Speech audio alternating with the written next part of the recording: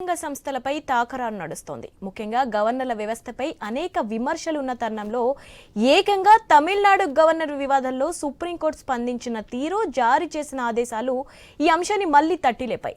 Governor వ్యవస్థ మొదలుపెట్టినప్పటి నుంచి ఈ వివాదం ఉంది. కేంద్రంలో అధికారాలు ఉన్న పార్టీకి అనుగుణంగానే రాజ్భవన్లు పనిచేస్తాయని, రాష్ట్రాలలో ఉన్న వైరిపక్ష పార్టీల ప్రభుత్వాలను కార్నర్ చేస్తారని చెప్తున్నారు. ఇందులో ఆరోపణల ఎన్ని ఉన్నా గత ఉద్దాంతాలు వీటిని బలపరిచేవే. పంటి కింద రాయిలా ఉన్న రాష్ట్ర ప్రభుత్వాలను అదుపులోకి తెచ్చుకునేందుకే కేంద్ర ప్రభుత్వాలున్న గవర్నర్లను అస్త్రాలుగా చేసుకున్న సందర్భాలు అనేకం. ఉమ్మడి ఆంధ్రప్రదేశ్లో నాటి గవర్నర్ రామ్లాల్ తీరు ఇప్పటికీ ఒక చర్చే. ఇప్పుడు అలాంటి వ్యవహారాలకు చెక్ పడిందనే చెప్పుకోవాలి. కాకపోతే గిట్టని సర్కార్ల కీలక బిల్లును తొక్కిపెట్టడం ద్వారా విమర్శలు మూటగట్టుకుంటున్నాయని రాజ్భవన్లు. దీంతో ఈ అంశం సుప్రీంకోర్టుకు వెళ్లడం, ధర్మాసన కీలక వ్యాఖ్యలు చేయడం, ఆదేశాలు ఇవ్వడం, అది అటూ ఇటూ తిరిగి ఏకంగా రాష్ట్రపతికే కాల పరిమితిని నిర్దేశించడం ప్రస్తుతం చర్చ. ఈ విషయంలో భిన్న వాదనలు వినిపిస్తున్నాయి. జ్యుడిషియల్ యాక్టివిజం అని కొందరు అంటుంటే, గవర్నర్ల తీరును తప్పుపట్టేవారు ఉన్నారు. ప్రజాస్వామ్యబద్ధంగా ప్రజలు ఎన్నుకున్న ప్రభుత్వాలను, ఆ ప్రభుత్వాలు తీసుకున్న నిర్ణయాలకు ఆమోదం తెలియజేయకుండా తొక్కిపెట్టడం ఎంతవరకు సబబు? ఇదే లాజికల్ ప్రశ్న. తమిళనాడు అంశానికి ముందు గతంలో తమిళసై గవర్నర్గా ఉన్నప్పటి నాటి బీఆర్ఎస్ ప్రభుత్వం కూడా ఇదే విధంగా సుప్రీంకోర్టు తలుపులు తట్టింది. గవర్నర్ల పరిధిపై ఇప్పుడు సుప్రీంకోర్టు గీత గీసేసింది. రాష్ట్రపతికి లక్ష్మణ రేఖ నిర్దేశించింది. ఎందుకు ఈ పరిస్థితి?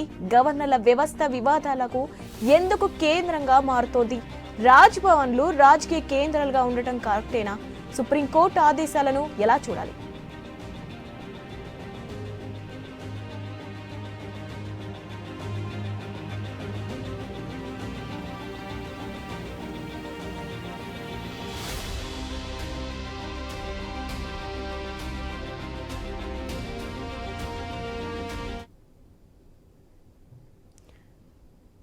రైట్, దీనిపై మరిన్ని అప్డేట్స్ మా ఇన్పుట్ ఎడిటర్ శ్రీకాంత్ అందిస్తారు. Srikanth, over to you. Shivani, good afternoon. మొత్తానికి గవర్నర్ల వ్యవస్థ పైన సుప్రీంకోర్టు చేసినటువంటి comments, at the same time అటు ప్రెసిడెంట్కు ఇచ్చినటువంటి డెడ్ లైన్, సో నెల రోజుల్లోగానే ఫైళ్లను పరిశీలించాలంటూ అటు రాష్ట్రపతికి సూచించడం జరిగింది. గవర్నర్ల వ్యవస్థ పైన సుప్రీంకోర్టు అసహనం వ్యక్తం చేయడం జరిగింది. సో ఇదైతే తమిళనాడులో ఉన్నటువంటి రాజకీయ పరిస్థితి నేపథ్యంలో, అంటే గవర్నర్ అధికారాలపైన ఈ వచ్చినటువంటి తీర్పు విషయంలో తమిళనాడు గవర్నర్ ఆర్ఎన్ రవి వ్యవహారం పైన సుప్రీంకోర్టు ఎందుకు అసహనం వ్యక్తం చేసింది అంటే, ఎంకే స్టాలిన్ ప్రభుత్వం పంపినటువంటి 10 బిల్లుల్ని ఆమోదించకుండా వాటిని ఎక్కువ కాలం పెండింగ్ లో ఉంచి ఆ తర్వాత వాటిని రాష్ట్రపతికి పంపడాన్ని ఇది చట్ట విరుద్ధం అంటూ కూడా, ఏకపక్ష నిర్ణయం అంటూ కూడా సుప్రీంకోర్టు వ్యాఖ్యానించడం జరిగింది. సో దీని విషయంలో అటు గవర్నర్ని తప్పుపడుతూ, గవర్నర్ వ్యవస్థను తప్పుపడుతూ 3 నెలల కంటే ఎక్కువ పెండింగ్ లో ఉంటే ఖచ్చితంగా వెంటనే రాష్ట్రపతి ఇన్వాల్వ్మెంట్ ఉండాలి, రాష్ట్రపతి ఆ బిల్లులపైన చర్యలు తీసుకోవాలి, అక్కడ కూడా నెల రోజుల గడువులోపే ఆ బిల్లుల్ని క్లియర్ చేయాల్సినటువంటి అవసరం ఉంది అన్నది సుప్రీంకోర్టు పంపినటువంటి, సుప్రీంకోర్టు ఇచ్చినటువంటి స్టేట్మెంట్. సో ఇట్లాంటి నేపథ్యంలో ఈ బిల్లుల్ని గవర్నర్ కు మళ్ళీ తిరిగి పంపిన తేదీ నుంచే ఆమోదం పొందినట్లుగా కూడా పరిగణించాలంటూ కూడా స్పష్టం చేసింది కోర్టు. ఇట్లాంటి నేపథ్యంలో justice JB Pardiwala, justice R Mahadevan ధర్మాసనం తీర్పు ఇవ్వడం జరిగింది. సో గవర్నర్ తన విధులను సక్రమంగా నిర్వర్తించడం లేదు అన్నది ప్రధానమైనటువంటి అంశం. ఇంకొక అంశం, బీజేపీయేతర పార్టీలు ఎక్కడైతే అధికారంలో ఉంటాయో అక్కడ ఆ ప్రభుత్వాలను గవర్నర్లు ఇబ్బందులు పెడుతున్నారు. సరే, వాళ్ళు రాజకీయ నేపథ్యం నుంచి వచ్చారు కాబట్టి సో ఇంకా రాజకీయ వాసనలు పోవడం లేదు. సో గవర్నర్ వ్యవస్థలో పూర్తిగా ఇన్వాల్వ్మెంట్ కావడం లేదంటూ కూడా ఇందాక మీరు చెప్పినట్టు తమిళిసై సౌందరరాజన్ విషయం కానీ, ఇప్పుడు తమిళనాడు గవర్నర్ విషయం అయితేనేమి, ఆర్ఎన్ రవి వ్యవహారం అయితేనేమి, సో త్వరితగతిన కాలపరిమితిలోపే క్లియర్ చేయాల్సినటువంటి ఫైల్స్ అన్ని కూడా కేవలం రాజకీయ నేపథ్యంతోనే వాటిని అట్లా కాలం వెల్లదీస్తున్నారంటూ కూడా చెప్పినటువంటి పరిస్థితి కనిపిస్తోంది. సో గవర్నర్ ఉద్దేశపూర్వకంగానే ఈ ఏవైతే ఫైల్స్ పెండింగ్ బిల్లులు ఉన్నాయో వాటిని ఉద్దేశపూర్వకంగానే పక్కన పెడుతున్నారు, కావాలనే పరిపాలనా లోపం క్రియేట్ చేస్తున్నారన్నది ఒకటి ఈరోజు సుప్రీంకోర్టు చెప్పినటువంటి అంశం. సో తిరిగి అసెంబ్లీలో ఆమోదించినటువంటి బిల్లుల్ని గవర్నర్ తప్పకుండా ఆమోదించాలి అంటూ కూడా ఒక స్టేట్మెంట్ ఇవ్వడం జరిగింది. ఎందుకు గవర్నర్లు ఎందుకు ఇట్లాంటి వ్యవహార శైలిలోకి వస్తున్నారు?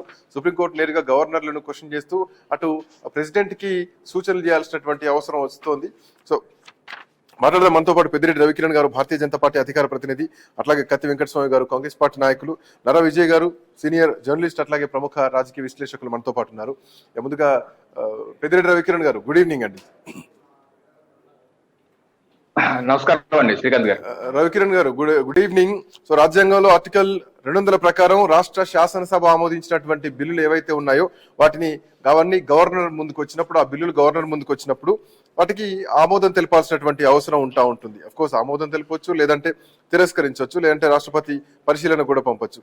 కానీ కొన్ని అంటే వాంటెడ్లీ ఆపుతున్నారు, పెండింగ్ లో పెడుతున్నారు అంటూ సుప్రీంకోర్టు చేసినటువంటి కామెంట్స్, తర్వాత స్టాలిన్ వర్సెస్ గవర్నర్ మనం చూస్తూనే ఉన్నాం. గతంలో తెలంగాణలో కూడా ఇట్లాంటి పరిస్థితి ఎదురైంది. బిల్లులు కొన్ని పెండింగ్ లో పెట్టడం, సో ఎమ్మెల్సీల సంబంధించినటువంటి ఫైల్స్ కూడా పెండింగ్ లో పెట్టినటువంటి సందర్భాలు ఉన్నాయి. సో బీజేపీ ఇతర పార్టీలు ఎక్కడైతే అధికారంలో ఉంటాయో అక్కడ గవర్నర్లు ఆ పరిపాలనను, ప్రభుత్వాన్ని ఇబ్బంది పెడుతున్నారు అన్నది ఒక వాదన. ఏం చెప్తారు రవికిరణ్ గారు?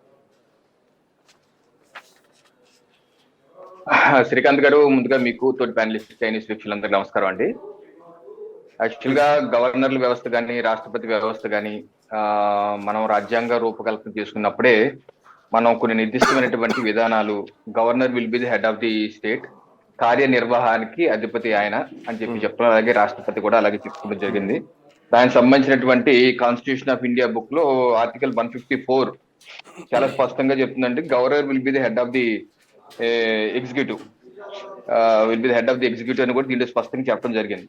సో అందుకనే మనం ఏదైనా సరే, ఏ బిల్ అయినా సరే గవర్నర్ ద్వారానే, ఇది executive orders of governor 1953 and article 1954, దీని ఆధారంగా the executive power of the state shall be vested in the governor and shall be excised by him అయితే డైరెక్ట్లీ ఆర్ ఇండైరెక్ట్లీ అని చెప్పేసి మన రాజ్యాంగ అధికారం ఉందన్నమాట. అయితే అందుకని ప్రతి మన శాసనసభ సమావేశాలు పెట్టినప్పుడు కూడా గవర్నరే దాన్ని కన్విన్స్ చేస్తారు. అలాగే ఏ బిల్ అయినా సరే ఆమోదించాలని సరే గవర్నర్ సంతకం పెడితేనే అది పూర్తిగా యాక్ట్ అవుతుంది. ఆ రకంగా ఉంది. అలాగే గవర్నర్ కూడా విశేషమైన అధికారాలు, ఇది న్యాయస్థానాలు విధించినటువంటి శిక్షలు తగ్గించే విషయంలో కానీ, లేకపోతే కొన్ని విషయాలు మాఫీ చేసే విషయంలో కానీ, మరణ శిక్ష విషయంలో అయితే గవర్నర్ లేదు, కానీ రాష్ట్రపతికి అయితే ఉంది. సో ఇలాగా కొన్ని మనం నిబంధనలు పెట్టుకున్నాం. అయితే దీన్ని ఈ గవర్నర్ వ్యవస్థ అక్కర్లేదు, కావాలని డిబేట్ కొన్ని దశాబ్దాలుగా జరుగుతుంది. ఎందుకంటే గతంలో కూడా కాంగ్రెస్ పార్టీ 6 దశాబ్దాల పైగా అధికారంలో ఉన్నప్పుడు ఆ దేశంలో అనేక రాష్ట్రాల యొక్క ప్రభుత్వాలు గవర్నర్ నివేదిక ద్వారా ఆర్టికల్ 356 ప్రయోగించి రాష్ట్రపతి పాలన పెట్టి ప్రభుత్వాలను రద్దు చేసిన సందర్భాలు కాంగ్రెస్ పాలిత అంటే ఇట్లాంటి జరిగినప్పుడు ఏమైతుందంటే రవికిరణ్ గారు, దేశంలో గవర్నర్ వ్యవస్థ పైన రోజు రోజుకి ఇట్లాంటి రాజకీయ వివాదాలు వస్తున్నప్పుడు ఆ వ్యవస్థ పైన అసలు ఆ వ్యవస్థ పైన చర్చలే జరగద్దు, అట్లాంటిది గవర్నర్ వ్యవస్థ పైన చర్చలు జరుపుకునేటువంటి, రాజకీయ చర్చలు జరుపుకునేటువంటి పరిస్థితికి వస్తుంది. అదే నేనైతే దానిలో ఇందిరాగాంధీ గారే వారు 50 సార్లు కన్నా ఎక్కువ రాష్ట్రపతి పాలన పెట్టి రాష్ట్ర ప్రభుత్వాన్ని కూడదోల్సిన సందర్భాలు ఉన్నాయి. సో ఆ రకంగా మన ఉమ్మడి ఆంధ్రప్రదేశ్ రాష్ట్రంలో కూడా ఎన్టీఆర్ గారి ప్రభుత్వాన్ని కూడా ఏ రకంగా కూడదోల్చారు ఇవన్నీ మనం చూసాం. అనేక రాష్ట్రాలు ఫస్ట్ కేరళ ప్రభుత్వాన్ని, నెహ్రూ గారి టైంలోనే కేరళ ప్రభుత్వాన్ని కూడదోశారు, 1950s లోనే అయిందనమాట. సో ఈ రకంగా దుర్వినియోగం కొంతవరకు చేశారు.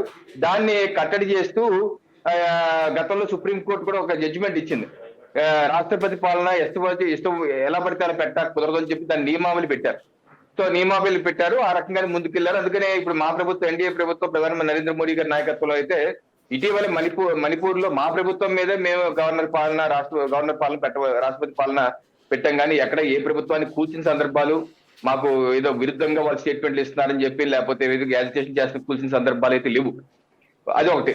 రెండోది, బిల్లుల విషయానికి వస్తే, సో బిల్లుల విషయంలో ఆర్టికల్ 200, ఇది భారత రాజ్యాంగం ఆర్టికల్ 200. ఇప్పుడు ఇందాక మీరు చెప్పింది కరెక్టే. ఒక బిల్లు అసెంబ్లీ నుంచి ఆమోదం చేసి పంపితే గవర్నర్ దానికి ఎస్ అని చెప్పి పంపించవచ్చు, లేకపోతే లేదు దీని మీద కొన్ని మార్పులు చేయండి అని చెప్పి సూచనలు చేసి వెనక్కి పంపించవచ్చు. వెనక్కి పంపితే మళ్ళీ ఇంకోసారి అసెంబ్లీలో దాని మీద చర్చ చేసి సవరణలతో కానీ సవరణలకు లేకుండా కానీ వాళ్ళు నచ్చినట్టు చేసి పంపితే ఇంకా గవర్నర్ దాన్ని ఆపటానికి లేదు. దాన్ని ఒకవేళ పంపిస్తే కొన్ని ఆమోదం తెలపాల్సినటువంటి పరిస్థితి ఉంటుంది, అప్పుడు మళ్ళీ రెండోసారి పంపిస్తే. అలా కాదు, కొన్ని క్రిటికల్ బిల్స్ ఎలాగంటే కేంద్ర రాష్ట్ర ప్రభుత్వాలతో కాన్ఫ్లిక్ట్ వచ్చి, అంటే పార్లమెంట్ చట్టాలు రాష్ట్ర చట్టాలతో కాన్ఫ్లిక్ట్ వస్తే దాన్ని రాష్ట్రపతి పరిశీలనకు పంపచ్చు. ఎందుకు తప్పే గానీ ఇంకా దాన్ని పెద్దగా ఈయన ఆపేసి చేయడానికి లేదు. ఆ రకంగా ఆర్టికల్ 200 చెప్తోంది. సో తమిళనాడు విషయంలో అదే జరిగిందా? తమిళనాడు విషయంలో రాజ్యాంగ విరుద్ధంగా ఉంది, సో దేశానికి విరుద్ధంగా ఉంది, సో దేశ సమగ్రతకు భంగం వాటిల్తోంది అన్నటువంటి ఉద్దేశంతో రాష్ట్రపతి దాకా బిల్లులు పోతున్నాయా? సో గవర్నర్ వ్యవస్థల పైన సుప్రీంకోర్టు రెస్పాండ్ అవ్వడం ఎట్లా చూస్తున్నారు? ఇది భారతీయ జనతా పార్టీకి ఇది కొంచెం మింగుడు పడని అంశం కదా. అంటే ఇప్పుడు అక్కడ 10 బిల్లులు ఆ రకమైన కాన్ఫ్లిక్ట్ ఉందా లేదా అనేది నాకు కొంచెం టైం సరిపోలేదు. అది బిల్లు పుట్టికి చదవటానికి అది ఏంటో అనేది నాకు మన వాళ్ళు గంట క్రితం చెప్పారు కాబట్టి నాకు టైం సరిపోలేదు ఏంటి చూడటానికి. 10 బిల్లు అలాగే ఉన్నాయా లేక అన్ని బిల్లు ఆపుతున్నారా అంటే అన్ని బిల్లు ఆపలేదు, ఆ 10 ఆపారు. మరి అటువంటి కాన్ఫ్లిక్ట్ ఏదో ఉందేమో అనుకుంటున్నాను. ఎందుకంటే కేంద్ర ప్రభుత్వం కూడా సుప్రీం కోర్టుకి అప్పీల్ చేయడానికి అప్పీల్ పిటిషన్ కూడా రివిజన్ పిటిషన్ కూడా వేయబోతుందని చెప్పేసి ఇవాళ ఇక్కడ పేపర్ లో చదివాను. సో ఆ రకంగా కాన్ఫ్లిక్టింగ్ ఉందేమో అని అనుకుంటున్నాను. ఒకసారి నేను వెరిఫై చేసుకోవాలండి. రవికిరణ్ గారు, welcome back to you. Venkataswamy గారు, కత్తి వెంకటస్వామి గారు మనతో పాటు కాంగ్రెస్ పార్టీ నాయకులు ఉన్నారు. వెంకటస్వామి గారు, good afternoon. Good afternoon. So తమిళనాడులో 10 బిల్లుల పెండింగ్ లో ఏదైతే ఉందో ఆ 10 బిల్లులు పెండింగ్ లో పెట్టడాన్ని సుప్రీంకోర్టు క్వశ్చన్ చేసింది, రాష్ట్రపతికి పంపించడాన్ని క్వశ్చన్ చేసింది. అండ్ మోర్ ఓవర్ 3 నెలల కంటే ఎక్కువ గడు గవర్నర్ దగ్గర ఉండొద్దు, రాష్ట్రపతికి కూడా కొన్ని సూచనలు చేయడం జరిగింది. సో ఈ విషయం పైన నెలకు మించి టైం తీసుకోవద్దు బిల్లులకు సంబంధించినటువంటి ఆమోదించేటువంటి విషయంలో. సో ఇంకొక అంశం ఏం వినిపిస్తుందంటే పొలిటికల్ గా గవర్నర్లు రాజకీయ నేపథ్యం ఉన్న వాళ్ళు గవర్నర్లుగా ఉంటే ఆ పొలిటికల్ స్మెల్ అనేది ఉంటుంది. సో రాష్ట్ర ప్రభుత్వానికి కేంద్ర ప్రభుత్వానికి అనుసంధానకర్తగా ఉండాల్సినటువంటి గవర్నర్లు రాజకీయాల్లోకి దూరుతున్నారు, రాజకీయ రగడ సృష్టిస్తున్నారు అన్నది ఒక వాదన బలంగా వినిపిస్తోంది దేశంలో. వెంకటస్వామి గారు ఏం చెప్తారు? అందరికీ నమస్కారం, ప్యానెల్ ఉన్న పెద్దలకి మీకు అందరికి నమస్కారం. ఫస్ట్ ఆఫ్ ఆల్ ఇప్పుడు నేను యాజ్ ఆన్ టుడే నేను కల్కటాలో ఉన్నాను. West Bengal new year day ఇది. అంటే మనకు ఇలా తెలుగులో ఉగాది లాగా నూతన సంవత్సరం, తెలుగు లాగా ఇది బెంగాలీ నూతన సంవత్సర దినోత్సవం. ఆ సందర్భంగా నేను శుభాకాంక్షలు చెప్తూ, ఇక్కడ ఉన్న క్రిటికల్ సిచ్యువేషన్ కూడా మనకు తెలుసు కాబట్టి నేను బెంగాల్లో ఉన్న విషయాన్ని, ఇక్కడ కూడా గవర్నర్ సంబంధించినటువంటి కాంట్రవర్షియల్ వస్తుంది కాబట్టి నేను దాన్ని గుర్తు చేస్తున్నాను. దానికోసమే నేను బెంగాల్లో ఉన్నా అనే విషయాన్ని మీకు చెప్తున్నా. ఫస్ట్ ఆఫ్ ఆల్ ఏంటంటే గవర్నర్ వ్యవస్థ మీరు అన్నట్టుగా డూస్ అండ్ నాట్ డూస్ ఏవైతే చేయాల్సిన పనులు అంటే బాధ్యతలు ఏమున్నాయి, అధికారాలు ఏమున్నాయి అనేటువంటి దాంట్లో అంటే గవర్నర్స్ గా అపాయింట్మెంట్ అయ్యి వస్తున్న వాళ్ళు ఎవరు కూడా దాన్ని అవగాహనతోటి కానీ చదివి కానీ దాన్ని సంపూర్ణంగా అవగాహనతోటి కానీ వస్తున్నట్టుగా అనిపిస్తలేదు. ఇప్పటి నుంచే కాదు, ఈవెన్ గతంలో కాంగ్రెస్ పార్టీ సమయంలో ఇప్పుడు రవి గారు చెప్పినట్టుగా కొన్ని ప్రభుత్వాలు కూలినాయి, ఇవన్నీ ఉన్నాయి కదా. సో ఇవన్నీ కూడా గవర్నర్లు పాలనా వ్యవస్థలో ఉన్నటువంటి ఏదైతే రాజ్యాంగబద్ధంగా ఏదో గవర్నర్ పొజిషన్ రాష్ట్రానికి ఎగ్జిక్యూటివ్ హెడ్ గా వచ్చి రాష్ట్ర పరిపాలన సవ్యంగా జరగడం కోసము ఏదైతే తమ వంతు కర్తవ్యాన్ని నిర్వర్తించాలనో దాని ప్రతినిధులుగా కాకుండా, అంటే రాజ్యాంగ ప్రతినిధులుగా కాకుండా రాజకీయ పార్టీల ప్రతినిధులుగా వాళ్ళు ఉండడానికి ప్రయత్నం చేసినప్పుడే ఇబ్బంది వస్తుంది. ఏ గవర్నర్ అయితే రాజ్యాంగ పరిధి రాజ్యాంగ ప్రతినిధులుగా వివరించిందో వాళ్ళందరూ నాన్ కాంట్రవర్షియల్ గా అక్కడ ఏ విధమైనటువంటి ఇబ్బంది లేకుండా నిజమైనటువంటి ఏదన్నా కాంట్రవర్సీ వచ్చినా కూడా అది న్యాయ నిపుణులతోటి సంప్రదించి లేకపోతే కాన్స్టిట్యూషనల్ ఎక్స్పర్ట్ తోటి సంప్రదించి జరిగినటువంటి సందర్భాలు మనం దేశంలో అనేకం చూడొచ్చు. కానీ మన దగ్గర రామ్లాల్ దగ్గర నుంచి మొదలుకొని మన నరసింహన్ లేకపోతే సౌందరరాజన్ దాకా వచ్చినటువంటి అనేక ఇన్సిడెంట్స్ కానీ ఇప్పుడు రవి గారి మన తమిళనాడు గవర్నర్ రవి గారి వ్యవహార శైలి కానీ లేకపోతే ఇంతకు ముందు ఇక్కడ ఉన్నటువంటి ఇది వెస్ట్ బెంగాల్ గత గవర్నర్ గారు కానీ ఇప్పుడున్నటువంటి గవర్నర్ గారు కానీ, సో ఇట్లా అందరి కూడా వాళ్ళు కేంద్రంలో ఉన్నటువంటి ప్రభుత్వానికి ప్రభుత్వ పరంగా చేయాల్సినటువంటి ఏదైతే అనుసంధానం ఉన్నదో అది అంతవరకు చేస్తే బాగుంటుంది. కానీ కేంద్రంలో ఉన్న పార్టీకి ప్రతినిధులుగా ఇలా గవర్నర్ వ్యవహరించడం అనేటువంటిది శోచనీయం, అది సమర్థనీయం కాదు. ఆ కాన్సెప్ట్ వల్ల వాళ్ళు కొన్ని తప్పుదాలు చేస్తున్నారు. ఇప్పుడు ఈ తమిళనాడుకు సంబంధించినటువంటి అంటే ఓవరాల్ గా ఇవాళ సుప్రీంకోర్టు ఇచ్చినటువంటి ఏదైతే సూచన ఉన్నదో ఏదైతే వర్డిక్ట్ ఉన్నదో దాన్ని నేను ఆహ్వానిస్తున్నాను. మా పార్టీగా కావచ్చు లేకపోతే నేను వ్యక్తిగతంగా కావచ్చు దాన్ని ఆహ్వానిస్తున్నాను. ఎందుకంటే ఒక కాల పరిమితిని వాళ్ళు నిర్ణయించడం అనేటువంటిది చాలా సమంజసం. ఒకవేళ ఈ కాల పరిమితి లేకపోతే మన ఫర్ ఎగ్జాంపుల్ చెప్తానండి, అంటే సత్యనారాయణ గారు అసలు ఆ స్థాయికి వచ్చే అవకాశం ఉందా అంటే ఇప్పుడున్నటువంటి సామాజిక సమీకరణాల దృష్ట్యా డామినేటెడ్ డామినెంట్ కాస్ట్ల యొక్క గుప్పిట్లో రాజకీయాలు మంచి అంశాన్ని లేవనెత్తారు సత్యనారాయణ విషయంలో జరిగినటువంటి అంశం. ఇక ఇప్పుడు అప్పుడు ఎమ్మెల్సీ అవుతాం అనుకున్నటువంటి ఆశలు మొత్తం అడిగేసలేని. అంటే పాయింట్ ఏంటంటే ఇంకొకటి సౌందరరాజన్ విషయంలో, తమిళసై సౌందరరాజన్ విషయంలో, వెంకటస్వామి గారు తమిళసై సౌందరరాజన్ విషయంలో ప్రభుత్వానికి కాదని ప్రభుత్వానికి ధీటుగా రచ్చబండ కార్యక్రమాలు పెట్టడం, సో ప్రజల్లోకి వెళ్ళి వాళ్ళ కష్టాలు తెలుసుకోవడం, ఒక రాజకీయ పొలిటికల్ సీన్ మొత్తం క్రియేట్ అయింది తెలంగాణలో. సో ప్రభుత్వం వర్సెస్ గవర్నర్ వ్యవస్థ లాగా మారిపోయింది. సో ఇప్పుడు తమిళనాడులో కూడా అట్లాంటి పరిస్థితి వచ్చింది. ఎక్కడైతే బీజేపీ ఇతర పార్టీలు, ప్రాంతీయ పార్టీలు ఉంటాయో అక్కడ గవర్నర్లు రాజకీయాలు చేస్తున్నారు అన్నది ప్రధానమైనటువంటి విమర్శ. ఇక్కడ సౌందరరాజన్ గారి యొక్క వ్యవహార శైలి ఏదైతుందో అది, అంటే నేను ఒక సందర్భం వచ్చింది, ఇట్లా అనొచ్చో అనకూడదో కానీ, సౌందరరాజన్ గారు ఇక్కడ నుంచి వారు వెళ్ళిన తర్వాత వారు అంతకుముందు బీజేపీ ప్రెసిడెంట్ ఉండే అక్కడ, తర్వాత ఎంపీ పోటీ చేసినారు. ఈ మధ్య ఎవరి దగ్గర చర్చ వచ్చినప్పుడు మా శ్రవణ్ గాని మా సత్యనారాయణ గారు కానీ ఇద్దరు కూడా నాకు పాత స్నేహితులే. వాళ్ళు గతంలో మేము మాతో సంబంధాలు ఉన్న వాళ్ళే. శ్రవణ్ అయితే నాకు జూనియర్, తర్వాత నాకు అంటే క్యాంపస్ మేట్ అంటే ఉస్మానియన్. సత్యనారాయణ గారు కొద్దిగా సీనియర్. సత్యనారాయణ గారు ఒక సమాజంలో అతి చిన్న, అంటే అత్యంత చిన్న కమ్యూనిటీ, ఎరుకోల కమ్యూనిటీ నుంచి వచ్చిండో ఆయనకు ఎమ్మెల్సీ అవకాశాన్ని రాజకీయ దురుద్దేశంతో మాత్రమే ఆ రోజు ఆపినారు. దాంట్లో వేరే కారణాలు లేదు. దానికి ఏమన్నారు, ఇది పొలిటికల్ బ్యాక్గ్రౌండ్ ఉంది అన్నారు. అట్లా అనుకుంటే ఇప్పుడు ఇచ్చినటువంటి మా పక్షాన మేము ఇచ్చిన మా ప్రొఫెసర్ కోదండరామ్ గారికి కూడా ఇలా ఆయన ఒక పార్టీ ప్రెసిడెంట్ గా ఉన్నారు. సో అది కారణం కాదు అనేటువంటిది చాలా స్పష్టము. అట్లాంటి తప్పిదాలు జరిగినాయి.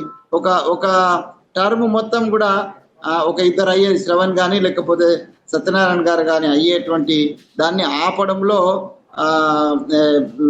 రాజకీయాన్ని చొప్పించింది సౌందరరాజన్. అందుకే ఆమె మొన్న ఆమె చేసింది అనేది మనం చూసినాం. కాబట్టి వ్యవస్థ రాజకీయ ప్రాతినిధ్యత్వం కంటే ఇది పరిపాలనా ప్రాతినిధ్యులుగా వాళ్ళు ఉంటే బాగుంటుంది. అట్లా భవిష్యత్తులో కూడా ఉంటే బాగుంటుంది. సుప్రీంకోర్టు ఇచ్చినటువంటి ఏదైతే గౌరవం ఉందో దాన్ని అందరం బీజేపీ మేమైనా ఆహ్వానించాలి. వెంకటస్వామి గారు 1 సెకండ్. విజయ్ గారు, నర విజయ్ గారు, గుడ్ ఈవినింగ్. గుడ్ ఈవినింగ్, చెప్పండి. సో విజయ్ గారు, ఇక్కడ గవర్నర్లకు సంబంధించి గవర్నర్ల వ్యవస్థ పైన సుప్రీంకోర్టు చేసిన కామెంట్స్, సో డెడ్ లైన్ విధించడం, ప్రెసిడెంట్ కి ఇన్స్ట్రక్షన్స్ ఇవ్వడం. So of course supreme court instructions ఇవ్వచ్చు అన్నది ఒక వాదన వినిపిస్తోంది.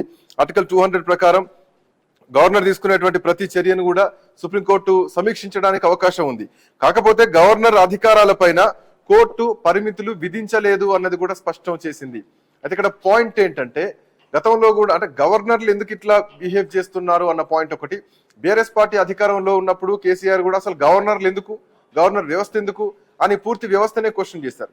సో ఇప్పుడు వ్యవస్థకు వర్సెస్ ప్రభుత్వాలకు నడుస్తున్నటువంటి ఒక యుద్ధ వాతావరణం, సుప్రీంకోర్టు ఇన్వాల్వ్మెంట్ తర్వాత మళ్ళీ ఆ పాత కామెంట్స్ గుర్తు చేసుకోవాల్సి వస్తుంది. ఎట్లా చూడొచ్చు నర విజయ్ గారు? పూర్తిగా రాజకీయ పరమైనటువంటి అంశము, ఒక పెత్తందారి చేయటం కోసము దేశ స్థాయిలో పరిపాలిస్తున్నటువంటి రాజకీయ పార్టీ అంత భారతదేశంలో ఉన్న అన్ని రాష్ట్రాల మీద తన భూస్వామ్య ఆధిపత్యాన్ని చెలాయించటం కోసం ఉపయోగించుకుంటున్నటువంటి పదవి అది. ఇప్పుడు దీంతో ఏమైతుంది, వ్యవస్థలన్నీ ఒక్కొక్క వ్యవస్థ ప్రజాస్వామ్యంలో ప్రతి వ్యవస్థ నాశనానికి మొదలైపోయినాయి. ఇప్పుడు దీంతో గవర్నర్ల వ్యవస్థ ప్రజాస్వామ్యము మొత్తము కుప్పగూలిపోయేటువంటి దశలో మన ప్రజాస్వామ్యం పయనిస్తుంది. ఎందుకు పయనిస్తుంది? దాదాపు రాష్ట్రపతికి సుప్రీంకోర్టు ఆదేశాలు ఇచ్చే స్థాయికి పోయింది ఇప్పుడు మన వ్యవస్థ. దాని తర్వాత విషయం అంటే రాష్ట్రపతి గారు కూడా రాజకీయాలకు అతీతంగా వ్యవహరించలేకపోతున్నారు. ఇక్కడ ఎగ్జాంపుల్ మన చూడండి, తెలంగాణలో తమిళసై ఉన్నప్పుడు చేసిన అరాచకం చిన్న అరాచకం కాదండి. ఒక ఎమ్మెల్సీ విషయాలనే కాదు, బిల్లులు పంపితే ఎన్నాళ్ళు పెట్టుకొని ఉన్నారు. మీకు దానివల్ల పిల్లల ఆగమయ్యారు. యూనివర్సిటీల ప్రైవేట్ యూనివర్సిటీ గుర్తింపులకు సంబంధించినటువంటిది ఎంత అరాచకం, అది అరాచకమైనటువంటి గవర్నర్ అన్నట్టు. అంత అరాచకంతో పిల్లలాగా తెలంగాణ సంబంధం లేదు ఆమె, ఇక్కడ సంబంధం లేని వాళ్ళు వచ్చి గవర్నర్ పోస్ట్ గా చేస్తూ ఇక్కడ ఎక్కడైనా తెలంగాణ కావచ్చు, ఆ రాష్ట్ర ప్రజల మీద పెత్తనం చేసి జీవితాలను ఆగం చేసి హక్కు బట్ ప్రజాస్వామ్యం ఇక్కడ రాజ్యాంగాన్ని అడ్డు పెట్టుకొని కొన్ని కామెంట్స్ చేస్తున్నటువంటి పరిస్థితి కూడా కనిపిస్తోంది. గవర్నర్ బీజేపీ ప్రతినిధిలా అదే కదా. వ్యవహరిస్తూ బిల్లుల్ని నియామకాలను అడ్డుకుంటున్నారంటూ అటు స్టాలిన్ ప్రభుత్వం ఆరోపిస్తుంటే చట్టాలను ఆమోదించకుండా నిలిపేసే అధికారం రాజ్యాంగం తనకి ఇచ్చింది అని గవర్నర్ మాట్లాడుతున్నటువంటి పాయింట్. శ్రీకాంత్ గారు, స్టాలిన్ ఇప్పుడు కొట్లాడిండు, అక్కడ సుప్రీంకోర్టు న్యాయమూర్తులు ఇచ్చారు. ఆల్రెడీ ఇక్కడ జరిగింది కదా, ఇక్కడ జరిగింది ఇంకొకటి పంజాబ్ హర్యానా అనుకుంటా, అసలు అసెంబ్లీ సమావేశానికి అనుమతి లేదండి. అసెంబ్లీ సమావేశం పెట్టుకోవాలి, బడ్జెట్ పెట్టుకోవాలంటే సుప్రీంకోర్టుకు పోయారు. అసెంబ్లీ గవర్నర్ పర్మిషన్ ఇలే అసెంబ్లీ సమావేశం పెట్టుకోవడానికి. అది ఎవరు? బీజేపీ నేతృత్వంలో. వీళ్ళేంది బీజేపీ నేతృత్వంలో ఇవి ఎక్కువ జరుగుతున్నాయి. ఒక ఆర్ఎస్ఎస్ భావజాలంతో ప్రజాస్వామ్యాన్ని అంత నాశనం చేస్తూ ఈ భారతదేశంలో మా ఆధిపత్యమే ఉండాలి, ఆ రాష్ట్రంలో అధికారం లేకపోతే గవర్నర్ ద్వారా మేము ఏదైనా చేయగలుగుతాం. ఇప్పుడు తమిళనాడు 10 బిల్లులు, మన దగ్గర కూడా 6 బిల్లులు కూడా, 6 బిల్లులు కూడా చివరికి గొడవైనాక ఏం చేసింది తమిళసై గారు? ఒకటి ఆమోదిస్తుంది, ఒకటి రిటర్న్ పంపుతుంది, ఒకటి రాష్ట్రపతికి పంపుతుంది, ఒకటి వేరే తిరిగా చేస్తుంది. గందరగోళం చేసి ఎంత మందిని ఆగం చేసిపోయింది, ఎంతమంది విద్యార్థుల జీవితాలను ఆగం చేసిపోయింది.